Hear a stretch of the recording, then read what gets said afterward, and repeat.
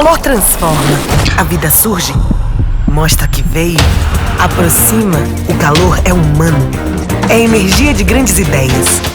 O calor molda, desenvolve, leva além. O calor é sinal de recomeço, é a característica de um povo, de um lugar. O calor é a nossa alma, e onde tem calor, tem transformação. Unip, transformamos quem transforma. A questão tem como texto base um trecho que fala sobre, na ilha de Rateia, na Polinésia Francesa, partir em direção ao Morro de Tapioi, que provavelmente tinha uma vista ampla da ilha, seguindo o sentido correto dentro de uma mata bonita de pinos. Como a guia diz, nada da vegetação nativa da Polinésia, todas as espécies são originárias de outros lugares. E a primeira que chegou para povoar a recém-formada ilha vulcânica provavelmente foi o coqueiro. O coqueiro é uma planta que apresenta um fruto com casca fibrosa, o que facilita o seu navegar, facilita com que esse fruto boie na água. Como ele boia, ele pode ser levado para vários lugares e também ele dura muitos anos. O seu fruto, a sua semente, consegue durar meses, anos ali navegando sem causar nenhum prejuízo até a sua germinação. Por conta disso, a dispersão do coqueiro ela é feita por hidrocoria, que é essa dispersão através do movimento da água. Portanto, na alternativa, nós temos a letra C. Alternativa correta, letra C. A questão aborda uma das questões da Amazônia, que é exatamente a sua produtividade e também o índice de evaporação nesse ambiente, nesse bioma. O texto base fala, na verdade, jornalistas e divulgadores de ciências dos anos de 1960 a 1970 estavam errados quando atribuíam a esse bioma a função de pulmão do mundo, liberando gás oxigênio e removendo gás carbônico. Está mais para torneira que para pulmão. É verdade que boa parte do Brasil anda mesmo de respiração curta, mas por ansiedade devido à falta d'água. A Amazônia, por muito tempo, foi considerada o pulmão do mundo, devido ao fato das plantas realizarem a fotossíntese, consumindo gás carbônico, liberando gás oxigênio. No entanto, hoje sabe-se que a maior parte do gás oxigênio ela é produzido por meio das algas, pela fotossíntese das algas. O que a Amazônia produz, lá dentro é consumido pelos seres vivos que compõem aquele bioma. Por isso, a produtividade primária líquida nesse bioma ela é muito baixa. O que ela produz, ela consome. Já, devido ao clima quente e úmido e também a grande evaporação, há uma perda de água. Esse bioma, o índice de umidade é muito alta, consequência da alta evapotranspiração, ou seja, a perda de água em forma de vapor pelas folhas das árvores que compõem esse bioma. Desta forma, a alternativa correta, letra E. A produtividade primária líquida é baixa, já que tudo que ela produz, ela consome lá dentro, fica pouquíssimo sem ser consumido, e também a evapotranspiração, ou seja, a perda de água em forma de vapor nas folhas, que é bastante alta. Gabarito da questão, alternativa E. A questão fala acerca de uma descoberta de dois cientistas sobre a bactéria Helicobacter pylori, que é uma bactéria que se manifesta na mucosa estomacal, causando irritações e inflamações. O texto da questão fala sobre a descoberta que dois cientistas fizeram acerca desse micro-organismo. Os australianos Barry Marshall e J. Robson Warren foram responsáveis pela descoberta da bactéria Helicobacter pylori.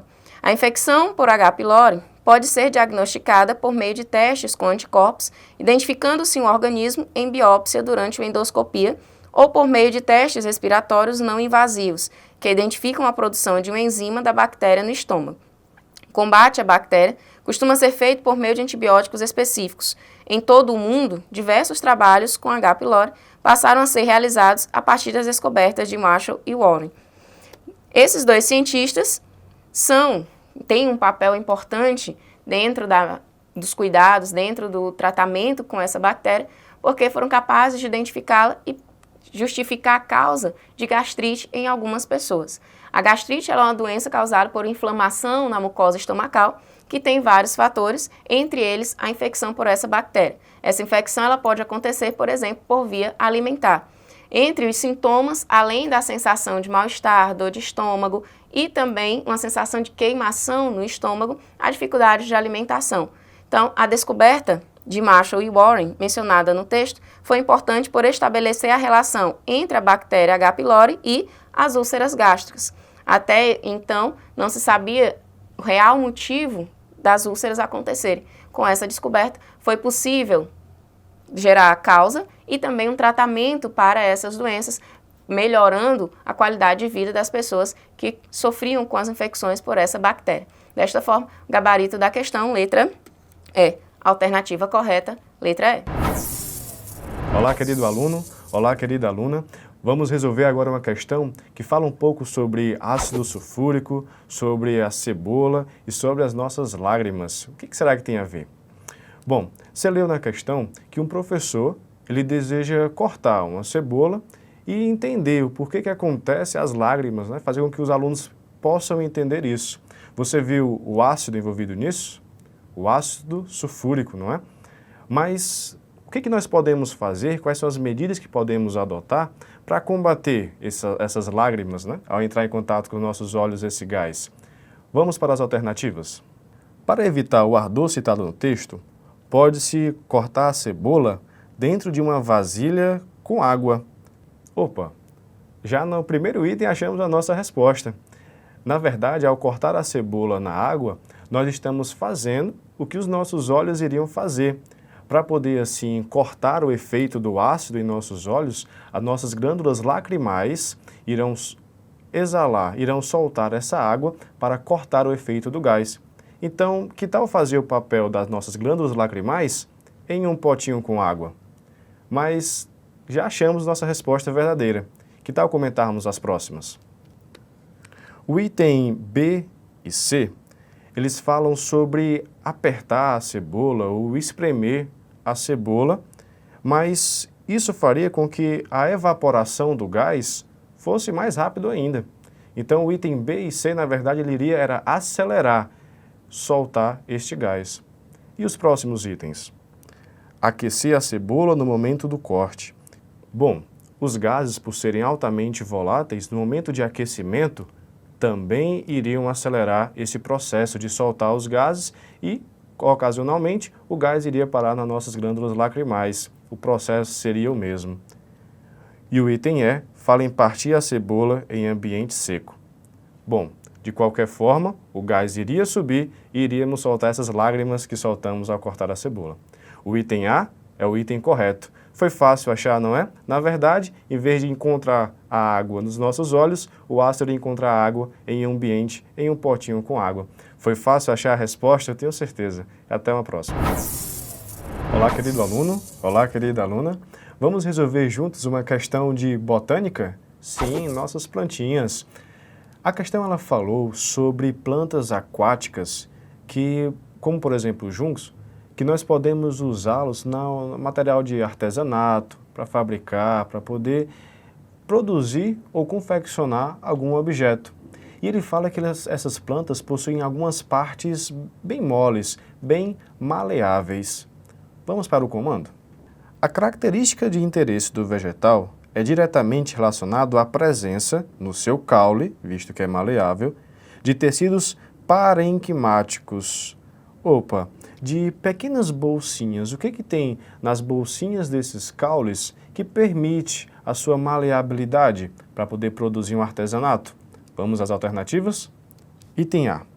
São bolsinhas ou tecidos parenquimáticos aeríferos. Opa, já podemos marcar a alternativa correta. Visto que são parenquimáticos aeríferos, eles ajudam na densidade dessas plantas aquáticas e elas estão sempre na superfície. Se caso esse tecido parenquimático fosse preenchido com algumas outras substâncias, como os itens falam sobre amilíferos, produzir com amido, produzir com aquíferos, colocar água nesse tecido parenquimático, essas plantas iriam, por assim dizer, ter uma densidade um pouco maior e iriam afundar. Mas visto que nos seus caules possui tecido parenquimático aerífero, ou seja, preenchidos com ar, além de conseguirem ter uma densidade menor e flutuar, o seu caule é altamente maleável. Foi fácil achar a questão certa, não foi? Alternativa A. Até uma próxima questão. Olá, querido aluno. Olá, querida aluna. Que tal resolvermos juntos uma questão sobre o período do Pleistoceno? Há muito tempo atrás, não é? O texto que você leu, ele fala que há cerca de 70 mil anos atrás, ocorreu uma erupção no Monte Toba, um vulcão. Ele fez com que boa parte da população fosse dizimada. Que, na verdade, apenas alguns poucos que foram para a África Equatorial conseguiram sobreviver. Sabendo disso, vamos dar uma olhada no comando. O gargalo populacional ocorrido na espécie humana, mencionado no texto, sugere a ocorrência do mecanismo evolutivo de... Quando fala em gargalo, na verdade foi uma seleção. Na verdade foram muitas espécies, ou seja, muitos organismos que passaram a sofrer um gargalo, passaram a sofrer uma peneiração. E aí, vamos para as alternativas? Uso e desuso, lamarquismo. Uso e desuso. Percebeu que com a erupção que aconteceu no Monte Toba, algumas pessoas usaram ou deixaram de usar alguma característica no seu corpo, alguma característica morfológica para sobreviver? Não. Eles não tinham nada a mais no seu corpo que favoreciam a sobrevivência. Foi algo aleatório. Vamos para o item B. Deriva genética. Achamos o item correto, mas, professor, não lembro muito bem disso. A deriva genética, ou a deriva gênica, lembre-se de um navio à deriva. Ele simplesmente vai indo aleatoriamente para um local. Na verdade, o que aconteceu foi um efeito aleatório, foi um problema que aconteceu no Monte Toba, foi a erupção de um vulcão, e aí algumas pessoas conseguiram sobreviver e outros não. Foi algo totalmente aleatório. Achamos o item correto. Mas vamos dar uma olhada nos próximos. Seleção natural. Já vimos que não é algo com que alguns organismos tenham, que outros não têm, que favoreceram. Foi um evento aleatório. Evolução convergente.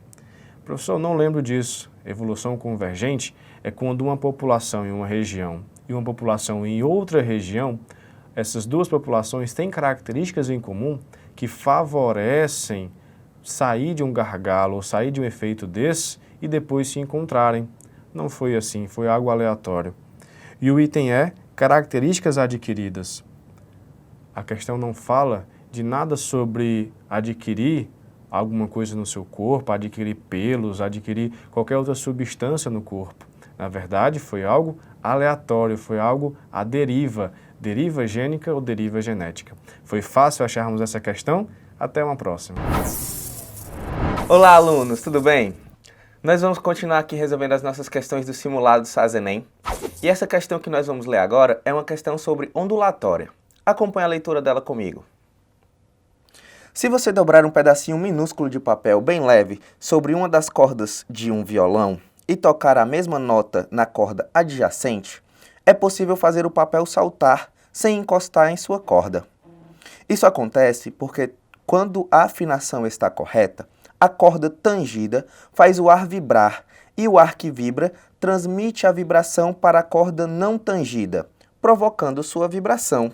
O procedimento descrito no texto ocorre porque as duas cordas...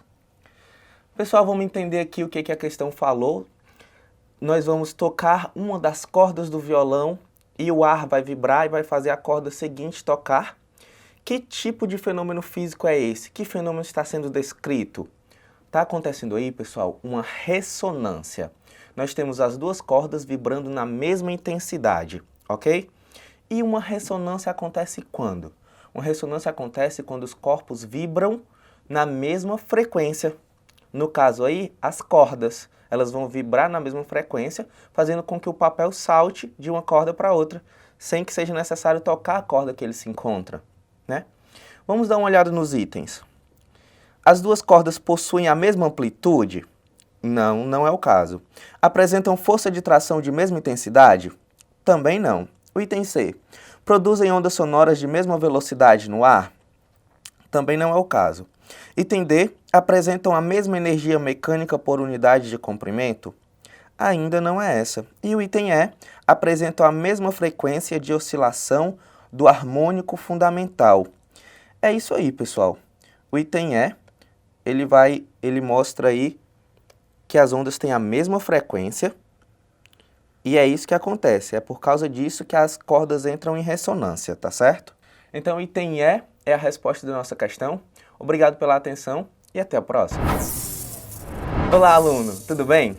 Continuamos corrigindo nossas questões do simulado SAS-ENEM e agora nós vamos fazer uma questão que vai falar a respeito de consumo de energia. É o tipo de questão muito cobrada em vestibulares e no Enem também, então presta atenção, fica ligado. Uma pessoa irá trocar sua televisão e o seu aparelho de som por um computador. O propósito dessa troca é a diminuição do consumo de energia elétrica.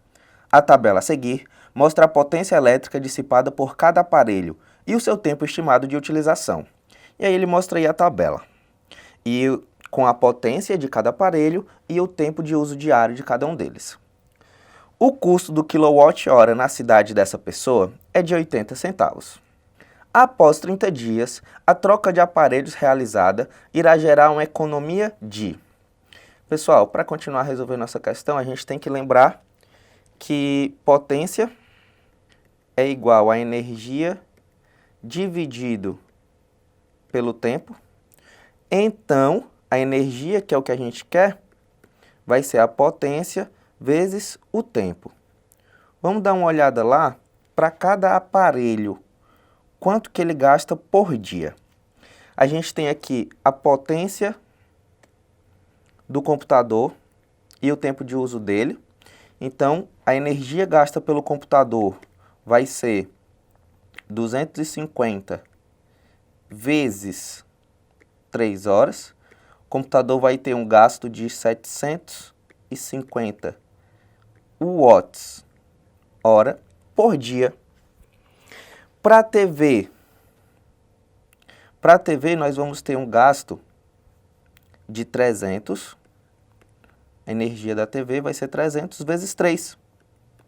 900 watt-hora.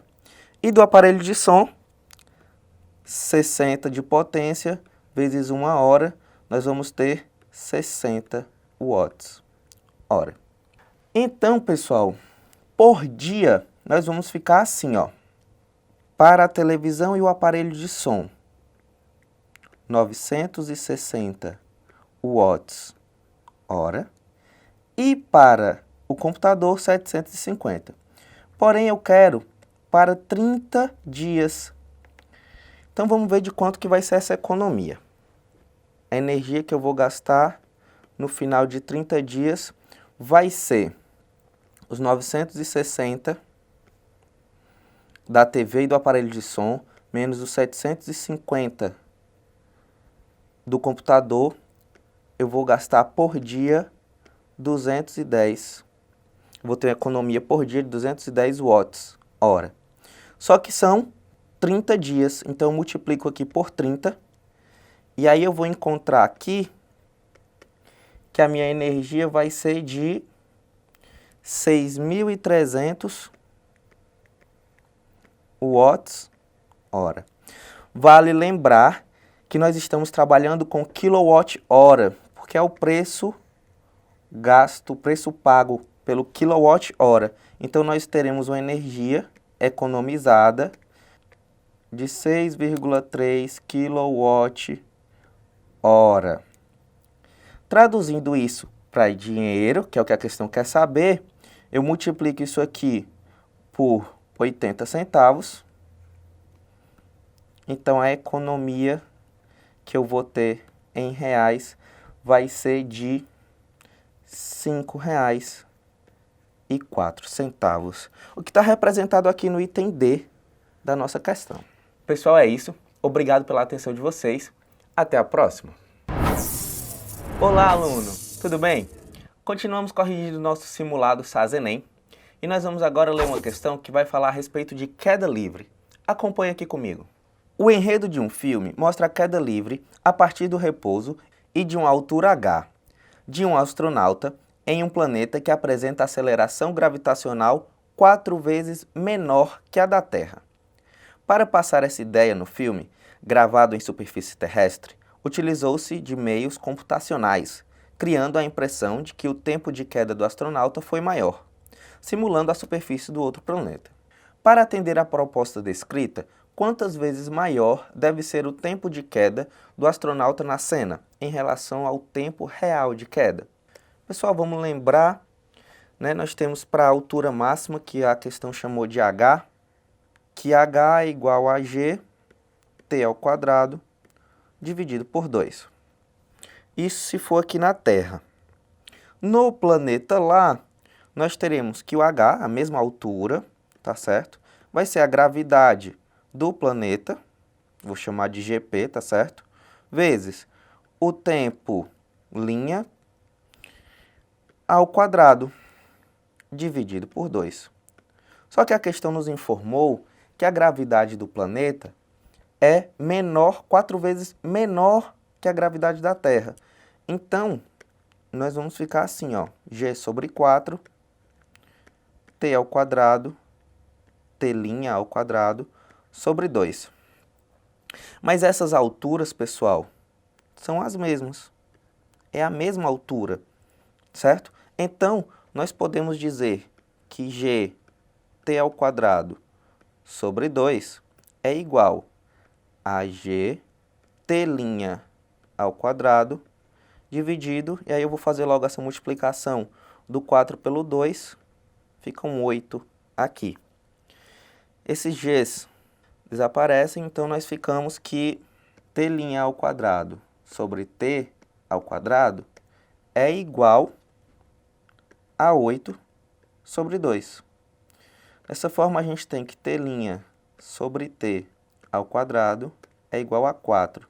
Portanto, a razão de t' para t é igual a 2, o que significa que o tempo lá da gravação do astronauta caindo tem que ser 2 vezes maior que o tempo de queda dele aqui na Terra, o que corresponde ao item B. Pessoal, o gabarito da nossa questão é item B. Obrigado pela atenção de vocês. Até a próxima. Olá, aluno. Tudo bem? Agora nós vamos resolver uma questão que vai falar a respeito de movimento uniformemente variado. Acompanha comigo. No teste realizado, do instante em que começou a frenagem até parar completamente, o veículo percorreu. Eu quero saber a distância que o veículo percorreu, sendo que a velocidade inicial que eles nos deu foi V0 de 54 km por hora. Mas essa velocidade não é interessante para a gente, nós temos que transformá-la para metro por segundo. Dividindo por 3,6, nós vamos encontrar que essa velocidade foi de 15 metros por segundo. Essa foi a velocidade inicial. A velocidade final foi de 0, porque foi até o carro parar. Portanto, nós aplicamos a equação de Torricelli. V2 igual V0 ao quadrado mais 2A ΔS. No nosso caso, na nossa questão, nós teremos 0, 15 ao quadrado, menos 2 vezes 5 vezes ΔS, que é o que eu quero encontrar. Esse menos vem porque o nosso carro está freando, então nós temos uma aceleração negativa e um movimento retardado. Nós vamos encontrar aqui que 10 ΔS é igual a 225, então ΔS vai ser igual a 225 dividido por 10, que vai dar 22,5 metros, conforme descrito aqui no item B. Então é isso, o nosso gabarito é B. Obrigado pela tua atenção e até a próxima questão. Olá, aluno, tudo bem? Vamos agora falar a respeito de uma questão que trata sobre potência elétrica.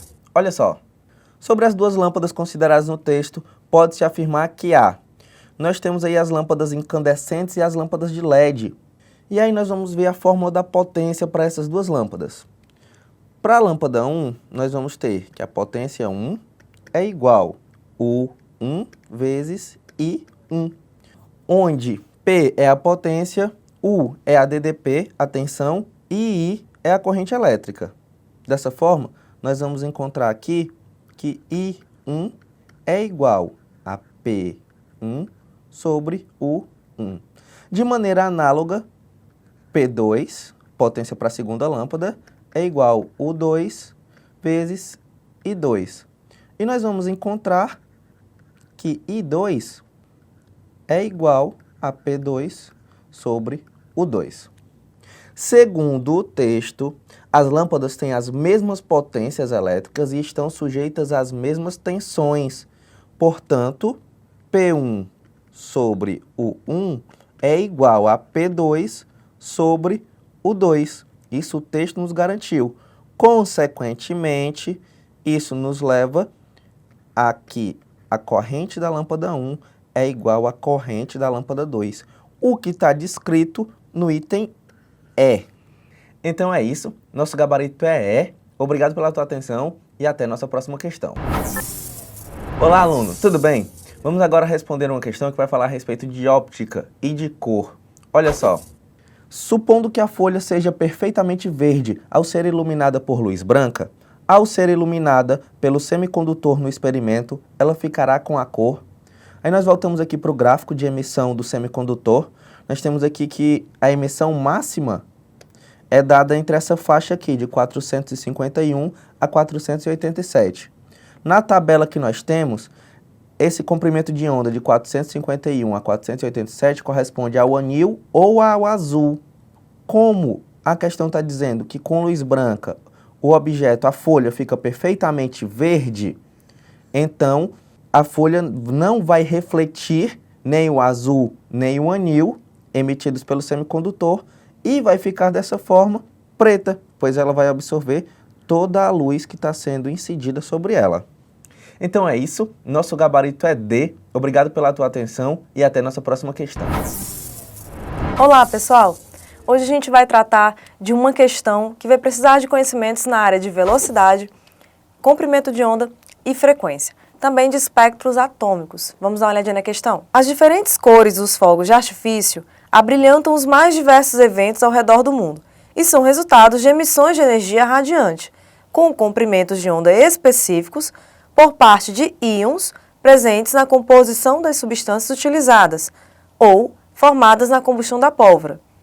Observe a seguir o espectro eletromagnético, que apresenta em destaque o espectro visível da luz e a frequência das radiações emitidas por alguns elementos químicos. Bom, aí, gente, nós temos uma tabelinha, né, nos mostrando aí os comprimentos de onda. É importante a gente notar que o espectro visível da luz, que em torno de 400 nanômetros a gente tem a cor violeta, entre 400 e 500 a gente vai ter já passando para a cor azul, um pouco acima dos 500 vamos conseguir aí a cor verde, já se aproximando dos 600 a gente vai ter aí a cor amarela, já dos 600 aí já passando um pouquinho a gente vai ter aí a cor laranja, ok? E já próximo dos 700 vamos ter a cor vermelha. Adiante nós temos aí a tabela, que vai nos dar a frequência de cada elemento químico, tá certo? Do bário, do cálcio, do estrôncio, do lítio, do sódio, ok? E aí a gente vai conseguir, pessoal, considerar que a velocidade da luz seja 3 vezes 10 elevado a 8, como pediu aí na questão. E diz assim, para se obter a coloração amarela, os fogos de artifício deverão ser compostos por sais de item A, bário, item B, cálcio, item C, estrôncio, item D, lítio e item E, sódio, tá certo? Só que se a gente observar, ele quer que nós tenhamos a coloração amarela. Notando lá na questão, como foi lido, diz que a coloração amarela já é uma frequência ali próximo dos 600 nanômetros, né? Tá bom? Do comprimento de onda de 600 nanômetros. Então, vamos considerar aí que entre 580 a 590 nanômetros, aproximadamente, seria um comprimento de onda essencial para conseguir a cor amarela.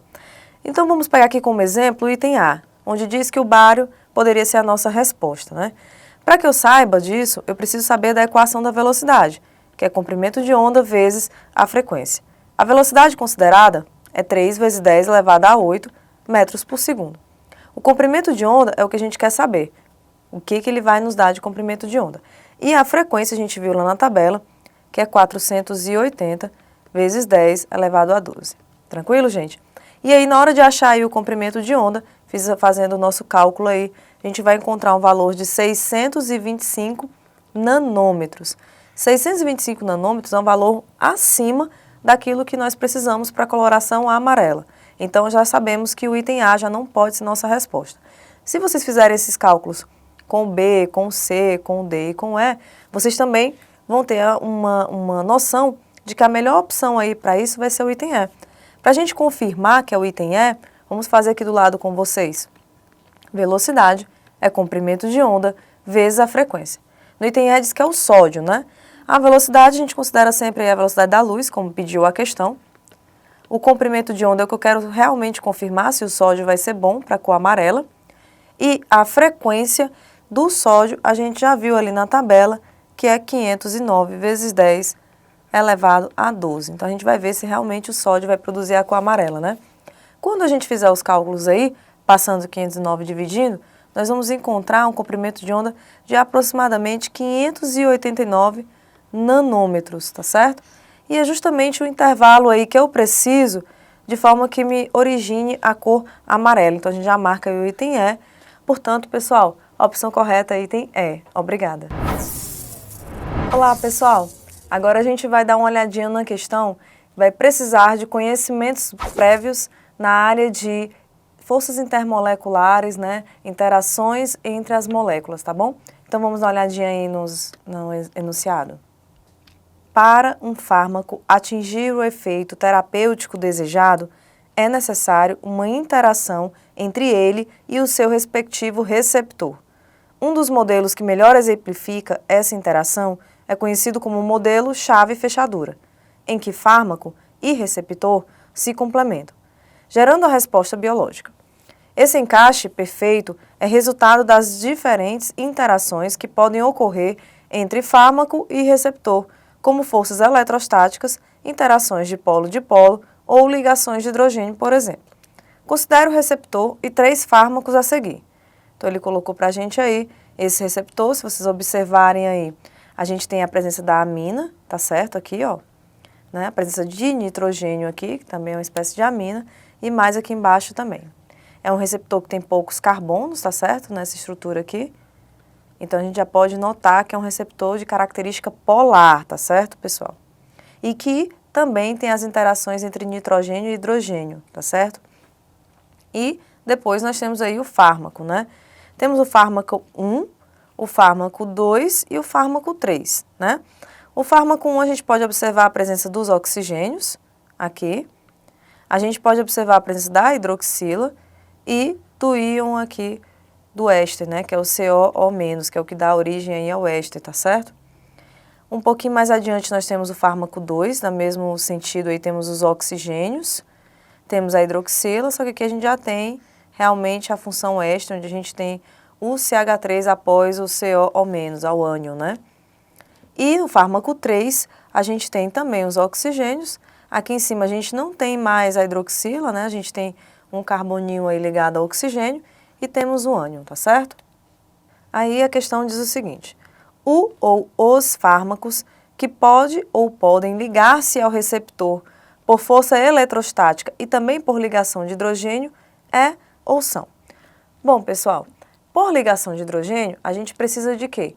Precisa que tenha ou hidrogênio ligado ao oxigênio, ou hidrogênio ao nitrogênio, ou hidrogênio ao flúor, tá certo? E aí eu vou formar o quê? A ligação de hidrogênio, que é uma ligação que participa de moléculas polares. É uma interação forte, tá bom? Lá quando a gente observou aqueles fármacos, a gente viu e notou que o fármaco 1 tem a presença da hidroxila, que já é uma grande chave aí para a gente notar a presença da ligação de hidrogênio. E também a presença de um ânion, né, que torna a molécula bem polarizada, tá certo? Então podemos perceber que apenas o fármaco 1 é o mais ideal, digamos assim, para se encaixar aí no receptor que a gente precisa, tá bom? Então olhando as opções aí, a gente tem item A diz que é só 1, item B diz que é o 2, item C diz que é o 3, o D fala que é 1 e 3, e o item E fala que é 2 e 3. A gente acabou de ver que a melhor opção aí, o item A, tá certo, pessoal? Portanto, opção correta, item A. Obrigada. Olá, pessoal. Nessa questão que a gente vai resolver agora, vamos precisar de conhecimentos prévios na área de ácidos, e especificamente falando na área de constante do ácido, né, que é o Ka, tá certo? E seus logaritmos, como o pKa, por exemplo, tá bom? E, claro, que aí estão envolvidos também as equações de ionização, tá? Então, vamos à questão. Diz o seguinte, então, a questão. A maior parte dos anestésicos locais são bases fracas que se apresentam tanto na forma ionizada quanto na forma não ionizada. Pelo fato de atravessar mais facilmente a membrana lipídica, o anestésico que apresenta maior concentração da forma não ionizada alcança mais rapidamente seu sítio efetor e possui menor tempo de latência. O pKa dos anestésicos locais define a proporção existente da forma ionizada e não ionizada em um determinado pH. Se o pKa do anestésico for menor que o pH do meio, há predomínio da forma não ionizada. Quanto maior for o pKa em relação ao pH, maior será a taxa da ionizada no anestésico. Então é importante a gente notar essa informação desde já, quando ela fala que menor for o pKa em relação ao pH do meio, vai haver predomínio da forma não ionizada. Então a gente já vai ter que ter essa atenção aí em relação ao pKa, tá certo? Quanto maior for o pKa, então o contrário, quanto maior for o pKa em relação ao pH do meio, maior, né, será a taxa da forma ionizada, tá certo? Continuando, a gente tem a seguinte situação. Observe na tabela a seguir alguns exemplos de anestésicos locais e suas respectivas constantes de ionização. Então, a gente já tem aí a benzocaína, bupivacaína, lidocaína, procaína e tetracaína, tá? Com suas constantes de ionização, os Kas, né? E os dados aí aproximados para a gente saber o logaritmo, onde a gente tem o logaritmo aqui, é justamente o valor do pKa, é o log de Ka, tá certo? Aí a gente tem aquela situação, quanto menor for o valor, mais vai permanecer a forma não ionizada, né? Quanto maior for o valor, mais vai permanecer a forma ionizada. Seguindo aí adiante, a gente vai ter o seguinte, considerando o pH fisiológico igual a 7,4, um anestesista que necessita do efeito mais rápido possível, dispondo dos anestésicos locais indicados na tabela, deverá escolher A.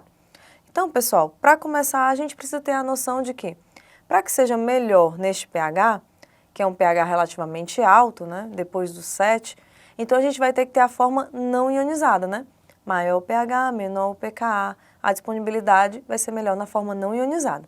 Se a gente observar lá na tabela que a gente viu agora há pouco, a benzocaína seria a substância melhor, que a gente vai ter o menor valor do pKa, tá bom? Então vamos dar uma olhadinha nas opções aqui. No item A fala justamente da benzocaína, né? No item B fala da bupivacaína, no item C fala da lidocaína, no D da procaína e no E da tetracaína. E aí a gente já viu que a opção A é a opção que melhor se encaixa aí na nossa questão, tá certo? Então a opção correta é item A. Obrigada. Olá, essa questão, ela trata de química orgânica. É uma questão fácil, mas é trabalhosa. Por quê? Porque o cerne dela é o aluno saber identificar e contar os hidrogênios de uma cadeia hidrocarbônica. Então, vamos para o enunciado. Ele diz que os cientistas vêm desenvolvendo diversos anestésicos, que são moléculas que possuem funções orgânicas nitrogenadas e oxigenadas, que atuam no sistema nervoso. E ele diz aqui a informação mais importante para a questão, que quanto menor o número de átomos de hidrogênio na molécula, maior será o poder anestésico dela. Dessa forma, o enunciado nos pede que, com base apenas na característica que foi citada, qual das moléculas a seguir representa o anestésico com maior capacidade de inibição de dor? Bem, quanto maior a capacidade de inibir a dor, menor deverá ser o número de hidrogênios da molécula. Então, pela análise de todas as alternativas, nós temos que identificar qual a molécula que possui o menor número de hidrogênios. Bom, para fazer esse cálculo, basta a gente ter noção de que em cada extremidade dessas cadeias vão ter 3 hidrogênios, que eu vou representar aqui embaixo, 1, 2, 3, e que em cada quina dessas vão ter 2 hidrogênios ligados ao carbono. Fazendo isso e observando que no benzeno, quando ele não está ligado a nenhum outro grupamento, vão ter hidrogênios ligados aos carbonos. Dessa forma, Fazendo isso para todas as alternativas, nós temos que a alternativa A possui 26 hidrogênios, a alternativa B possui 20 hidrogênios, a molécula da alternativa C possui 21 hidrogênios, a molécula da alternativa D possui 22 hidrogênios e a da alternativa E possui 22 hidrogênios da mesma forma. Assim, a molécula que vai possuir a maior atividade inibidora de dor será a molécula que tem 20 hidrogênios da alternativa B. Assim, a alternativa correta será B. Essa questão trata sobre química orgânica. E aparentemente, você pode pensar que ela é sobre reações orgânicas, mas na verdade ela é sobre nomenclatura. Vamos ao texto base. A reação de Mannich é um tipo de síntese orgânica utilizada para a produção de muitos fármacos. Dentre eles, podemos destacar o biperideno, que é utilizado no combate ao mal de Parkinson. Então, está representada a síntese orgânica do biperideno, ao qual o reagente de partida é a cetofenona. Então, nós temos aqui a reação de síntese deste composto. Dessa forma, a estrutura química que apresenta a substância empregada no combate ao mal de Parkinson é: bom, dentre essas 5 opções, nós temos que identificar aquela que representa o biperideno, que é a substância química utilizada no combate ao mal de Parkinson.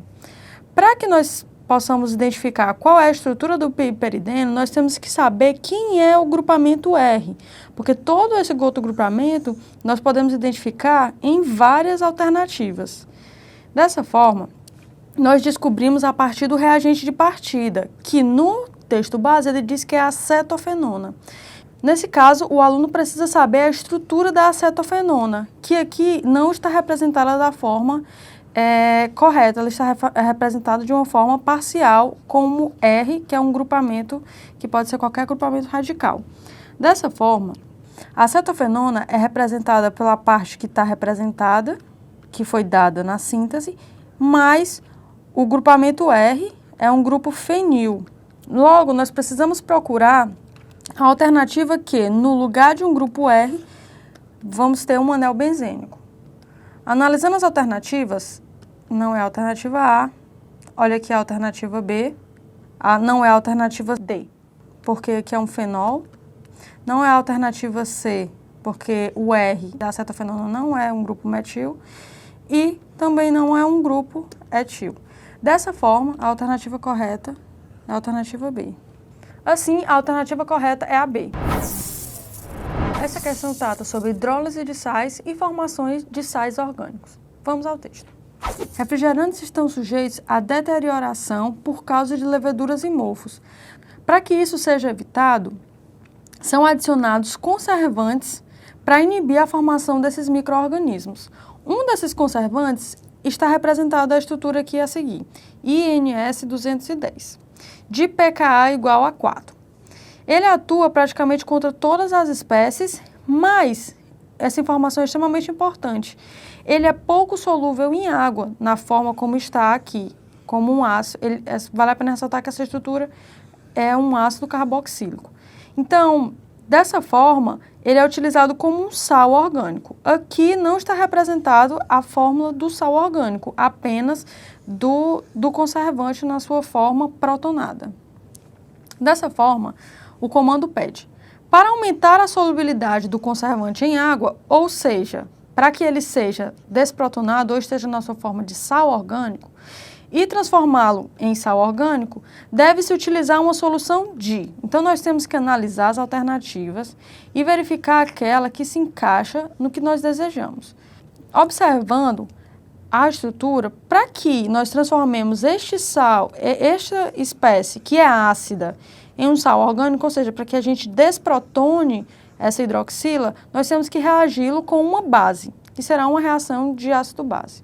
Então, nós temos que procurar, dentre as alternativas, uma base ou um sal de hidrólise básica. O HCl é um sal, logo, essa alternativa não é a correta. O NaCl, ele é um sal que, quando dissolvido em água, ele é neutro, então, ele não nos interessa. O carbonato de sódio, ele é bastante interessante porque, quando dissolvido em água, ele irá liberar íons sódio no meio e íons carbonato. E é interessante que o sódio ele é proveniente de uma base forte, NaOH. Logo, ele não irá causar influência no pH do meio. Mas o carbonato ele é proveniente de um ácido fraco, que é o ácido carbônico.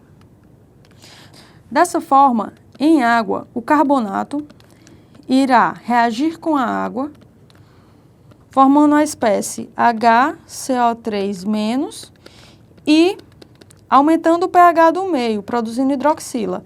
Logo, esta será a espécie que, ao reagir com o conservante, irá causar a sua formação em sal orgânico. Voltando aqui, nós podemos fazer a reação desse processo, que o carbonato ele vai desprotonar o ácido, formando o ânion relativo a esse conservante. Assim, o bicarbonato vai desprotonar o ácido, formando o ânion relativo a esse conservante. Dessa forma, a alternativa correta é a C. O sulfato de sódio é um sal que também, quando dissolvido em água, ele possui o pH 7, porque ele é proveniente de um ácido forte e uma base forte. E o nitrato de amônio, ele é um ácido de hidrólise ácida, porque o amônio ele vai liberar no meio hidroxila, H+. Dessa forma, a alternativa correta é C.